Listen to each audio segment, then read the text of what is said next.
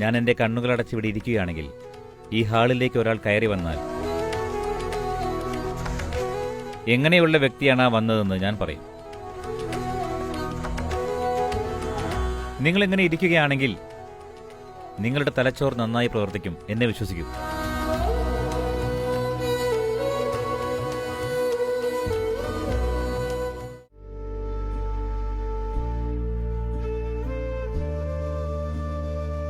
മനുഷ്യ ശരീരത്തെക്കുറിച്ച് ഉള്ളിൽ നിന്ന് നിങ്ങൾക്കറിയാമെങ്കിൽ നിങ്ങളിത് സ്വയം നിരീക്ഷിക്കുക. വയറ് നിറഞ്ഞിരിക്കുമ്പോൾ ശരീരത്തിൻ്റെ അവസ്ഥ എങ്ങനെയാണെന്നും ഒഴിഞ്ഞ വയറായിരിക്കുമ്പോൾ ശരീരത്തിൻ്റെ അവസ്ഥ എങ്ങനെയാണെന്നും നോക്കുക. നിങ്ങളുടെ ശരീരവും തലച്ചോറും ഏറ്റവും മികച്ച രീതിയിൽ പ്രവർത്തിക്കുന്നത് നിങ്ങളുടെ വയറൊഴിഞ്ഞിരിക്കുമ്പോഴാണ്. നിങ്ങളുടെ ദഹന സംവിധാനം എപ്പോഴും പ്രവർത്തിച്ചു കൊണ്ടിരിക്കുകയാണ് എങ്കിൽ ഒരു നിശ്ചിത അളവിലുള്ള ഊർജം എപ്പോഴും അതിനായി പോകും. അതുകൊണ്ട് നിങ്ങളുടെ തലച്ചോറും ശരീരവും ഏറ്റവും മികച്ച രീതിയിൽ പ്രവർത്തിക്കുകയില്ല.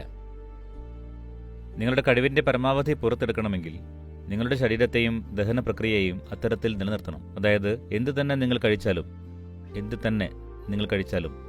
1.5 തൊട്ട് 2.5 മണിക്കൂറിനുള്ളിൽ നിങ്ങളുടെ വയർ ശൂന്യമായി മാറണം. യോഗയിൽ ഇതെപ്പോഴും നിർബന്ധമാണ്. 1.5-2 മണിക്കൂറിനുള്ളിൽ നിങ്ങളുടെ വയറൊഴിഞ്ഞിരിക്കണം. വയറൊഴിഞ്ഞിരിക്കുക എന്നാൽ അപ്പോൾ വിശപ്പുണ്ടാവണമെന്നില്ല. ഊർജം കുറയുമ്പോഴാണ് നിങ്ങൾക്ക് വിശപ്പുണ്ടാവുന്നത്.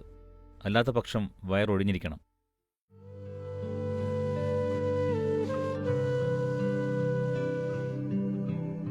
ഈ മൂലയിൽ ഒരു കൽമണ്ഡപമുണ്ട്, അഥവാ പവലിയൻ. അവിടെ ഒരു ഓഫീസ് മാതൃക ഞങ്ങൾ നിർമ്മിച്ചിട്ടുണ്ട്. ഉയരം കുറഞ്ഞ കസേരകൾ, ഉയരം കുറഞ്ഞ മേശകൾ. നിങ്ങൾ എങ്ങനെയാണ് ഇരിക്കുന്നത് എങ്കിൽ നിങ്ങളുടെ തലച്ചോർ നന്നായി പ്രവർത്തിക്കും. സത്യമായിട്ടും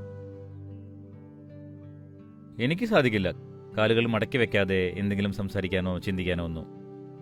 കുറഞ്ഞത് ഒരു കാലെങ്കിലും മടക്കി വെക്കണം. അല്ലാത്ത പക്ഷം വ്യത്യാസം എനിക്കറിയാം, എങ്ങനെ എൻ്റെ തലച്ചോർ പ്രവർത്തിക്കുമെന്ന്. അത് പ്രവർത്തിക്കുമ്പോഴും അല്ലാത്തപ്പോഴുമുള്ള വ്യത്യാസം നിങ്ങൾക്കറിയില്ല എങ്കിൽ നിങ്ങൾക്കെന്തോ പ്രശ്നമുണ്ട്. കാല് മടക്കി വെച്ചുകൊണ്ട് അല്പം നേരം ഇരിക്കുക. നട്ടെല്ലാം നേരെയായിരിക്കണം. പെട്ടെന്ന് ഗ്രഹിക്കാനുള്ള നിങ്ങളുടെ ശേഷി. ഞാൻ പറയട്ടെ, ഞാൻ എൻ്റെ കണ്ണുകളടച്ച് ഇവിടെ ഇരിക്കുകയാണെങ്കിൽ ഈ ഹാളിലേക്ക് ഒരാൾ കയറി വന്നാൽ എങ്ങനെയുള്ള വ്യക്തിയാണ് ആ വന്നതെന്ന് ഞാൻ പറയും. ഓ സദ്ഗുരു, അങ്ങ് വലിയ യോഗിയാണ്. അതല്ല കാര്യം. നിങ്ങളുടെ വീട്ടിലെ പട്ടിക്ക് പോലും അതറിയാം, അല്ലേ? ശരിയല്ലേ? നിങ്ങളുടെ പട്ടി സോഫയുടെ അടിയിൽ കിടക്കുകയാണ്. വാതിലിൽ ആരോ വന്നു. അതാരാണെന്ന് അവനറിയാം, ശരിയല്ലേ? ഒരു പട്ടിക്കറിയാവുന്നത് നിങ്ങൾക്കറിയാൻ പറ്റില്ലേ? നിങ്ങളോട് ഞാൻ പറയാൻ ശ്രമിക്കുന്നത് അടിസ്ഥാനപരമായി പരിണാമ പ്രക്രിയ മുഴുവൻ അമീബയിൽ നിന്ന് ഒരു മനുഷ്യൻ വരെ നോക്കുകയാണെങ്കിൽ ന്യൂറോളജിക്കൽ ഘടനയുടെ സങ്കീർണത കൂടുന്നു എന്നതാണ്, അല്ലേ? ശരിയല്ലേ? ഒരു മനുഷ്യനെന്ന നിലയ്ക്ക് നിങ്ങൾക്ക് ഏറ്റവും സങ്കീർണമായ ന്യൂറോളജിക്കൽ ഘടനയാണുള്ളത്. ഒരു പട്ടിക്കതിന് കഴിയുമെങ്കിൽ നിങ്ങൾക്കും അതിന് കഴിയണം. നിങ്ങളെപ്പോഴും ചിന്തകളുടെ ഒരു ലോകത്തായതുകൊണ്ട് മാത്രമാണത് സംഭവിക്കാത്തത്. കാരണം മിക്ക ആളുകളിലും ആവശ്യമായ ശ്രദ്ധ ഇല്ലാതായി. കാരണം നിറങ്ങളുടെ ഒരു വിസ്ഫോടനം തന്നെ അവർ സ്ക്രീനിൽ കണ്ടുകൊണ്ടിരിക്കുമ്പോൾ ആ ശേഷി അവർക്ക് നഷ്ടമായി. ഒരു കാര്യം, ഈ ശ്രദ്ധ തിരിച്ചു കൊണ്ടുവരണം. യോഗയുടെ എല്ലാ മാനങ്ങളും നിങ്ങളുടെ ശ്രദ്ധ ഉയർത്താൻ വേണ്ടിയുള്ളതാണ്. അതെങ്ങനെയാണ് എന്നാൽ, ഇവിടെ എന്തു തന്നെ ഉണ്ടെങ്കിലും നിങ്ങളത് കാണാതെ പോകരുത്. എല്ലാം നിങ്ങളുടെ അനുഭവത്തിലുണ്ടായിരിക്കണം. അപ്പോൾ മാത്രമാണ് ഒരു സമ്പൂർണ്ണ മനുഷ്യനെന്ന് നിങ്ങൾക്ക് സ്വയം വിളിക്കാനാവൂ. നിങ്ങളുടെ ശ്രദ്ധയില്ലായ്മയെ ഒരു യോഗ്യതയായി ഒരിക്കലും കാണരുത്.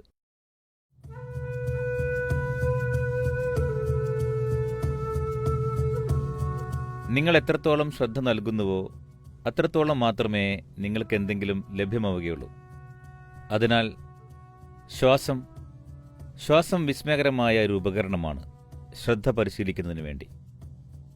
ശ്രദ്ധ എന്തെങ്കിലും പ്രത്യേക ആവശ്യത്തിന് വേണ്ടിയല്ലാതെ വെറുതെ ശ്രദ്ധാലുവാകുക. നിങ്ങൾ ഒരു കലാകാരനാണെങ്കിലും ശാസ്ത്രജ്ഞനാണെങ്കിലും ആത്മീയ പരിശീലകനാണെങ്കിലും ബിസിനസ്സുകാരനാണെങ്കിലും അല്ലെങ്കിൽ നിങ്ങൾ വെറുതെ ജീവിക്കുകയാണെങ്കിലും നിങ്ങളുടെ കുടുംബത്തിനും സ്നേഹത്തിനും സന്തോഷത്തിനും വേണ്ടി ഈ കാര്യങ്ങളെല്ലാം നിങ്ങൾക്ക് ലഭ്യമാകണമെങ്കിൽ ആവശ്യത്തിന് ശ്രദ്ധ അതിനായി നൽകിയാൽ മാത്രമേ അത് സാധ്യമാവുകയുള്ളൂ. മനുഷ്യന്റെ ശ്രദ്ധയ്ക്ക് ഈ പ്രപഞ്ചത്തിലെ ഏത് വാതിലുകളും തുറക്കാൻ കഴിയും. എന്നാൽ ഒരു ഉദ്ദേശ്യവുമില്ലാതെയും നിങ്ങൾക്ക് ശ്രദ്ധാലുവാകാം. ഫലങ്ങളെക്കുറിച്ചൊന്നും കണക്ക് കൂട്ടാതെ വെറുതെ ശ്രദ്ധാലുവാകാം. ജീവനെ ശ്രദ്ധയുടെ ഒരു പ്രക്രിയയാക്കി മാറ്റാം. മനസ്സുകൊണ്ട് മാത്രം നിങ്ങൾക്ക് ശ്രദ്ധിക്കാം, അല്ലെങ്കിൽ നിങ്ങളുടെ മുഴുവൻ ശരീരവും ഉപയോഗിച്ചും ശ്രദ്ധിക്കാം. നിങ്ങൾക്കിത് മനസ്സിലാവണമെങ്കിൽ നിങ്ങളൊരു കടുവയെ ശ്രദ്ധിച്ചാൽ, അല്ലെങ്കിൽ പുലിയെ, അല്ലെങ്കിൽ ചീറ്റപ്പുലിയെ, അവ വേട്ടയാടാൻ പതുങ്ങിയിരിക്കുമ്പോൾ നിങ്ങൾക്ക് കാണാം അവൻ മനസ്സുകൊണ്ട് മാത്രമല്ല ശ്രദ്ധിക്കുന്നത്, അവൻ്റെ മുഴുവൻ ശരീരവും ശ്രദ്ധിക്കുന്നുണ്ട്. അവൻ ഏകാഗ്രമാണ്, അവൻ്റെ ഊർജങ്ങൾ ഏകാഗ്രമാണ്. അപ്പോൾ നിങ്ങളുടെ ശരീരത്തെയും ഊർജങ്ങളെയും മനസ്സിൻ്റെ ശ്രദ്ധയോട് ചേർത്താൽ പെട്ടെന്ന് ഈ ശ്രദ്ധ വളരെയധികം ശക്തമായ ഒന്നായി മാറുന്നു. അത് പല വിധത്തിലുള്ള ജീവന്റെ മാനങ്ങളെ നിങ്ങൾക്ക് തുറന്നു നൽകുന്നു. നിങ്ങളുടെ ശ്രദ്ധയുടെ ശക്തി എത്രത്തോളം സൃഷ്ടിക്കാൻ സാധിക്കുന്നുവോ അത്രത്തോളം മാത്രമേ ജീവിതം നിങ്ങൾക്ക് തുറക്കപ്പെടൂ. മനുഷ്യന്റെ ശ്രദ്ധ വളരെ മഹത്തായ ഒരു ശക്തിയാണ്. നിങ്ങളത് പഠിക്കണം. ആവശ്യമായ പരിശീലനങ്ങൾ കൊണ്ട് നിങ്ങളുടെ പ്രയോജനത്തിനായും മറ്റുള്ള എല്ലാവരുടെയും പ്രയോജനത്തിനായും ഈ ശക്തിയെ ഉപയോഗപ്പെടുത്താൻ.